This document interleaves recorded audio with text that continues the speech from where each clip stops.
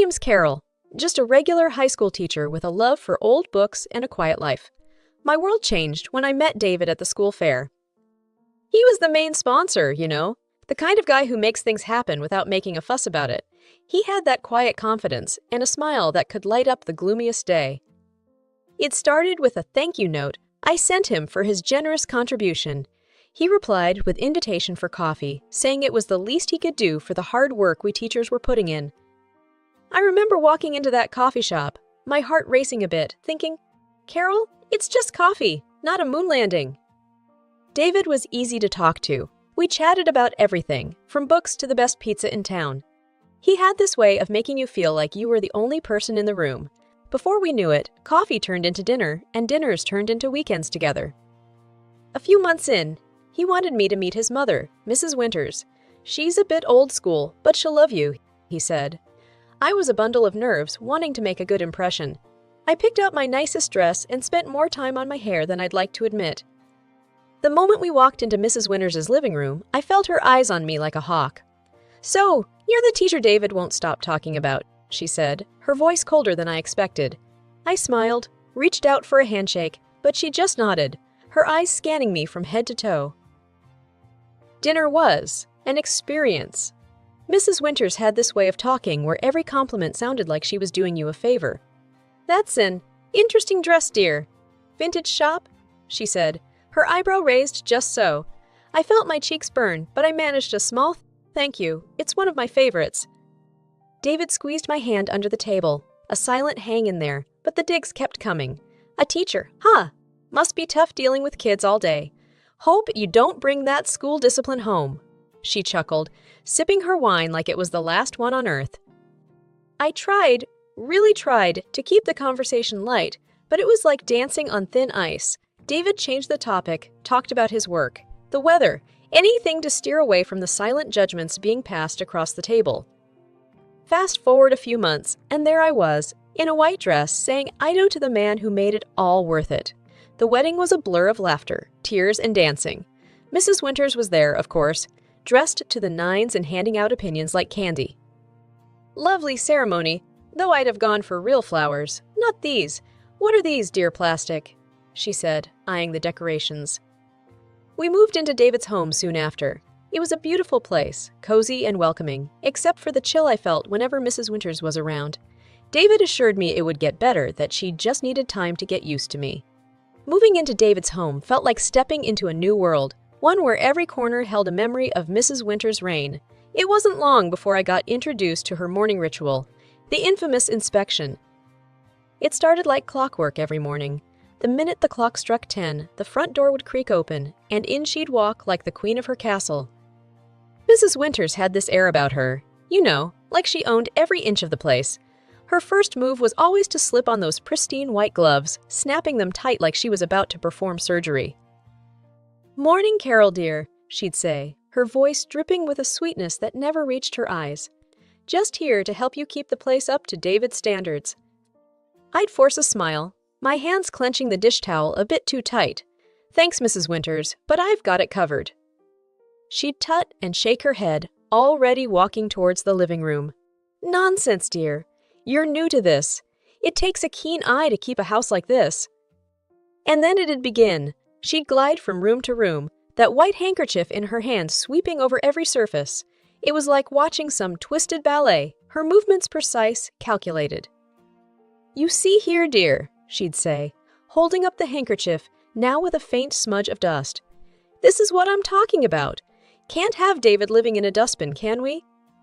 I bit my tongue, the words, "It's not a dustbin," sitting at the tip, but I swallowed them down. David had asked me to play nice, and I was trying, really trying. The worst was the kitchen. That's my territory, I love cooking, always have. But she'd march in there like a general, inspecting the troops. "These pots aren't going to clean themselves, dear," she'd cluck, her fingers running over the rim of a saucepan I'd just washed. "It's clean, Mrs. Winters, I'd insist," my voice steady despite the storm inside. She'd hum, a sound that said, "I've heard better jokes." Well, we have different standards, I suppose. David's used to a certain way, you see. I'd nod, grinding my teeth so hard I was afraid I'd chip a tooth. It was the same every day. The living room, the bedrooms, even the bathrooms weren't spared. By the time she'd leave, I'd feel like a deflated balloon, all my energy sapped by her constant nitpicking. David would come home, all smiles and hugs, and I'd put on a brave face. "How was your day, love?" He'd ask, and I'd muster the brightest smile I could. "Oh, you know the usual." Mrs. Winters stopped by to give some helpful tips. I'd say, the word helpful taking all my acting skills to sound even remotely sincere. He'd frown, that wrinkle appearing between his brows. "I'll talk to her, Carol. She means, well, she just has her way, you know." I knew. Oh, how I knew. But what I didn't know was how long I could play this game, smiling through the inspections, biting back the words that screamed inside me. Saturday mornings should have been about lazy breakfasts and staying in pajamas till noon.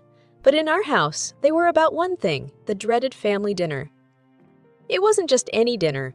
It was the weekly performance, with Mrs. Winters as the stern judge and me. Well, I was the hopeful contestant, always falling short.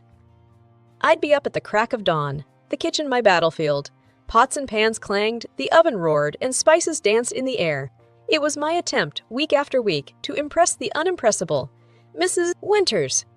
David, bless his heart, would stumble in half awake. "Need any help, love?" he'd ask, rubbing sleep from his eyes. I'd shoo him away with a spoon covered in sauce. "Go get ready. Your mom will be here any minute, and you know how she is about punctuality."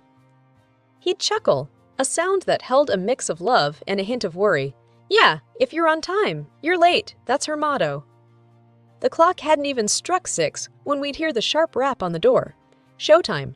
Mrs. Winters and Mr. Winters would step in, him with his warm smile, her with her eyes already scanning for faults. "Smells good in here, Carol. What's on the menu today?" Mr. Winters would always start off with a compliment, his genuine kindness a stark contrast to his wife. Before I could answer, Mrs. Winters would chime in, her voice slicing through the warmth. "I hope it's not that casserole from last time. Remember, David, how you had that stomachache?" David would wince, a silent plea in his eyes, begging me not to retort. "Mom, Carol's been working hard all day. Let's just enjoy the meal, yeah?" Dinner would be a tense affair. Mr. Winters would heap praises, his delicious "dear," and "you've outdone yourself, Carol," battling against Mrs. Winters's relentless critique. "This chicken is dry, dear. You really must learn to keep an eye on the oven," she'd say, pushing her barely touched plate away. I'd grit my teeth, forcing a polite, "I'll remember that for next time, Mrs. Winters." David would try to lighten the mood, his jokes a desperate attempt to bridge the widening gap at the table, but it was like throwing pebbles into a chasm, hoping for a bridge.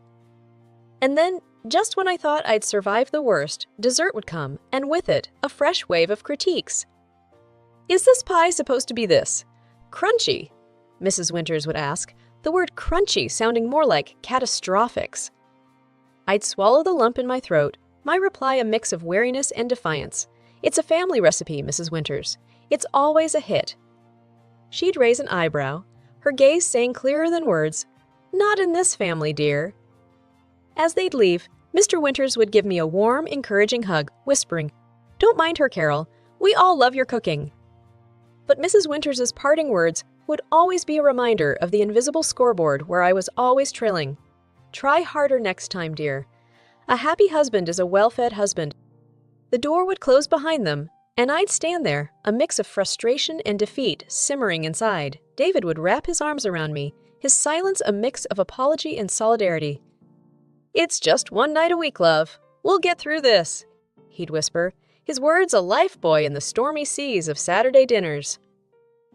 The news of the pregnancy should have been a moment of pure joy, a new chapter for David and me.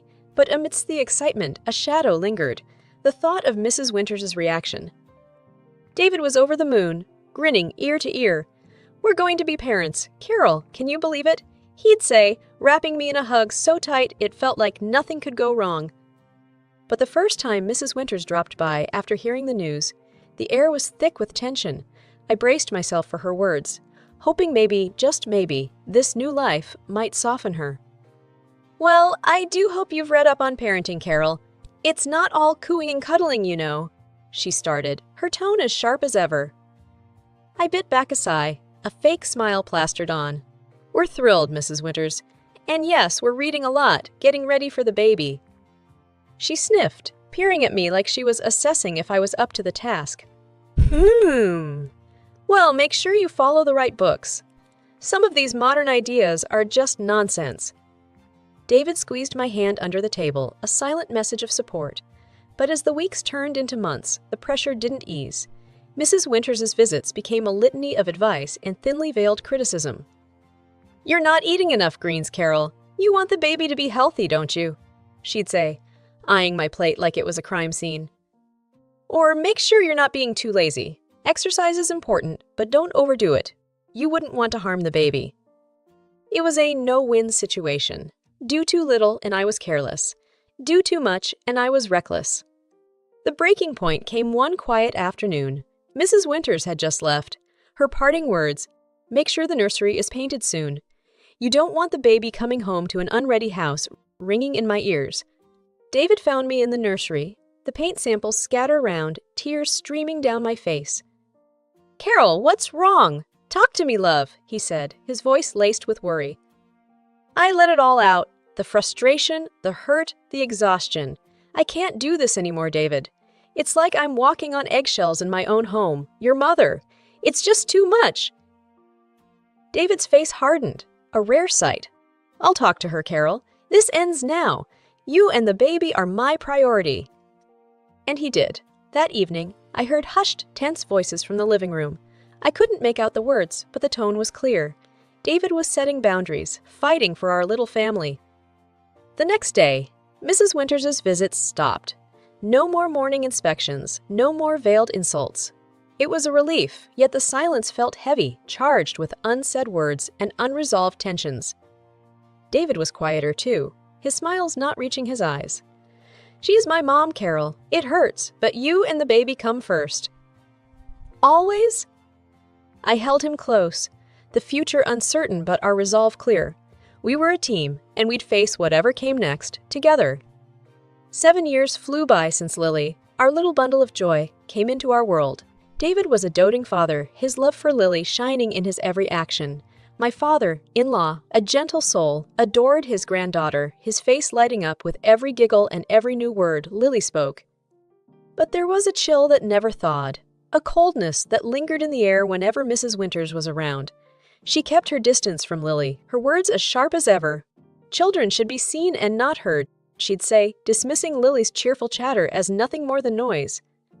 Lily, with her big heart and innocent eyes, couldn't understand why her grandma wasn't like the ones in her storybooks. She'd try, in her own sweet way, to win over Mrs. Winters. "Look, Grandma, I drew this for you," she'd say, holding up a crayon masterpiece. Mrs. Winters would barely glance at it, her voice devoid of warmth. "That's nice, dear. Now go play, Grandma's busy." But Lily never lost her spirit. She found her passion early, cooking. The kitchen was her kingdom, her small hands skillfully mixing, stirring, and baking. Every weekend was a new adventure, her culinary creations a source of pride for us. "Look, Daddy, I made cookies," she'd exclaim, her face beaming as she presented her latest work. David would scoop her up, his laughter filling the room. "Chef Lily, you have outdone yourself! These are delicious!" Even my father-in-law couldn't resist Lily's kitchen magic. "My little chef," he'd say, his eyes twinkling as he took a bite, "you'll be running your own restaurant in no time." Their words were a balm to Lily's soul, a stark contrast to the cold indifference she received from Mrs. Winters. But children have a resilience, a way of focusing on the love they receive, not the affection withheld. One evening, as Lily set the table, her latest culinary creation taking center stage, she looked up at me, her eyes serious. "Mom, why doesn't Grandma like my cooking? Doesn't she like food?" I knelt beside her, my heart aching with the innocence of her question. "Sweetheart, Grandma, she's just different. But your cooking is wonderful, and Daddy and Grandpa and I, we love it. That's what matters, right?" Lily nodded, her smile returning, the shadow of Mrs. Winters' indifference brushed aside by the love of those who mattered most. The Christmas invite from Mrs. Winters was a surprise, but Lily's excitement at the chance to showcase her cooking made us accept. Together, we baked gingerbread and apple pie, her little hands working diligently, her eyes sparkling with pride. Grandma and everyone are gonna love these, right, Mom? She'd ask, her confidence as warm as the oven. Absolutely, sweetheart, I'd reassure her, though a part of me dreaded the unpredictable tides of Mrs. Winters's approval.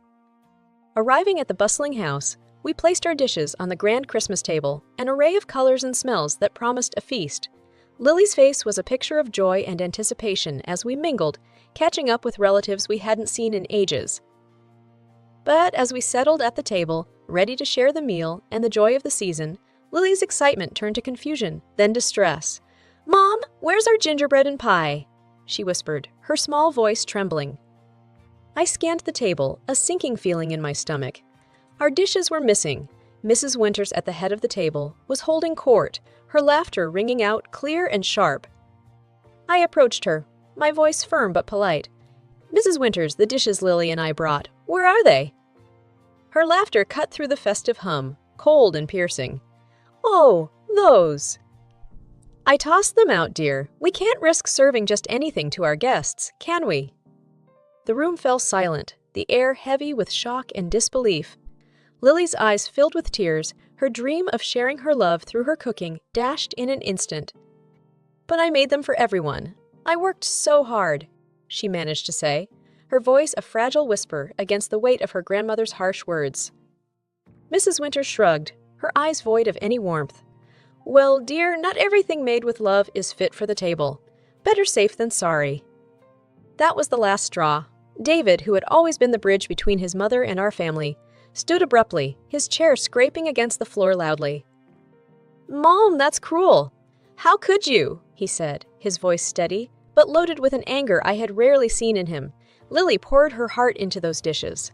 She wanted to share something special, and you just threw it away like it was nothing. Mrs. Winters's smile faltered, her eyes widening in surprise. This was not the mild-mannered son she was used to. "David, I was just—" "No, Mom, you went too far. Disrespecting Carol is one thing, but hurting Lily, your own granddaughter, that's something I can't and won't forgive." He interrupted, his disappointment and anger clear and unwavering. The room was still, the festive air replaced by a tense silence.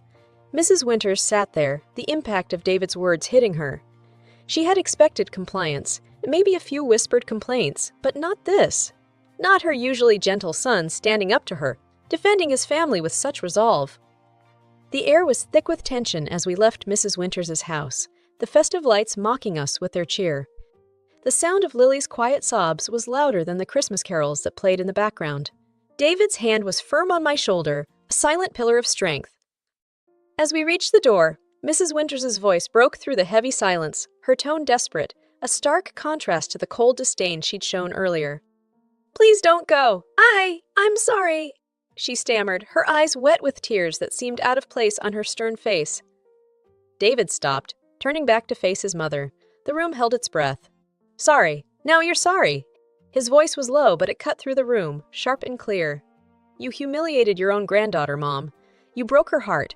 There's no sorry that can fix that." Mrs. Winters's sobs grew louder, her composure shattered, but it was too late. The damage was done, and the cracks too deep to mend. In the tense silence that followed, Mr. Winters stood up, his chair scraping against the floor. His voice, when he spoke, was calm, but it carried a weight that silenced the room. "I can't sit here and pretend this is okay, Martha." "Not this time." Without another word, he turned and walked away, his steps heavy with the burden of a decision long overdue. The room felt colder, the festive warmth snuffed out by a single act of unkindness. One by one, the guests stood up, their faces somber, their goodbyes muted and brief. The festive gathering was unraveling, the threads of family and friendship coming undone. As the last guest left, the door closing with a soft click, the magnitude of what had happened settled in the room. Mrs. Winters sat alone at the table, her sobs the only sound in the house that moments ago was filled with laughter and chatter. Outside, the cold air bit at our cheeks, a stark reminder of the warmth we'd left behind. David's arm was around Lily, her small body leaning into his for comfort. We walked in silence, the weight of the night pressing down on us. Back home, as we sat in the living room, the Christmas tree lights twinkling softly, a sense of peace settled over us. It was a fragile piece, one born from the chaos of the night, but it was ours. Lily, nestled between us, her tears dried, but the hurt still fresh in her eyes, looked up and whispered, "Are we okay, Mom, Dad?" David hugged her closer, a silent vow in his embrace. "We're more than okay, sweetheart. We're together, and that's all that matters." And in that moment, as we held each other, the trials of the night receded, leaving behind a simple truth. Family wasn't just about shared blood or shared names. It was about shared love, shared pain, and the shared resolve to stand together when the world seemed to crumble around us. The fallout from that chaotic Christmas dinner rippled through our family like a shockwave. The house felt different, quieter, the air still tinged with the remnants of that night's revelations. David was somber, his usual cheer dimmed by the events that had unfolded. "I'm sorry, Carol," he said one evening as we sat in the living room, the only sound the ticking of the clock. "I should have stood up for you and Lily sooner. I let it go on for too long." I reached for his hand, feeling the roughness of his palm against mine. "You did what you thought was best, David. We both did. But now, we know better. We move forward, together." He nodded, the lines on his face softening. But the true shock came the next day when Mr. Winters showed up at our doorstep, his eyes weary, a deep frown creasing his forehead. "Can I come in?" he asked, his voice barely above a whisper. David opened the door wider, concern etched on his face. "Of course, Dad. Is everything okay?" Mr. Winters took a seat, his hands clasped tightly in front of him. "I've been doing a lot of thinking since Christmas," he started, his voice trailing off. We waited, the tension thick in the air. Finally, he looked up, his eyes meeting ours. "I can't believe Martha could be so cruel, so heartless to her own granddaughter. I never imagined she could go that far." David shifted in his seat, the weight of his father's words heavy on his shoulders. "Dad, Mr. Winters raised a hand, stopping him mid-sentence. "No, David, I should have seen it, should have done something sooner. But I didn't, and now I'm thinking about a divorce." The word hung in the air, heavy and unexpected. Divorce wasn't a word thrown around lightly in our family, and coming from Mr. Winters, it was a bombshell. "Divorce!" David echoed, disbelief coloring his tone. Mr. Winters nodded, a resolute look on his face. "I can't be with someone who shows such cruelty, not just to Carol and Lily, but to her own family. I've turned a blind eye for too long, hoping things would change. But after what happened at Christmas, I can't ignore it anymore." We sat in silence, each lost in our thoughts. The decision was monumental, not just for Mr. Winters, but for all of us. It was a line in the sand, a declaration that enough was enough. "Whatever you decide, Dad, we're here for you," David said, his voice firm. "You've always been there for us, and that won't change." Mr. Winters smiled, a weary, sad smile. "Thank you, son. That means more than you know." In the days that followed, our family found a new rhythm, a new way of being. The shadows of the past lingered, but so did the promise of a fresh start, a chance to build something stronger and more resilient from the broken pieces. Lily's laughter returned, filling the house with a warmth that pushed back the darkness. And as we sat together, the three of us with Mr. Winters now a more frequent visitor, I realized that family wasn't about tolerating the intolerable. It was about standing up for each other, about choosing love and respect over blood and tradition.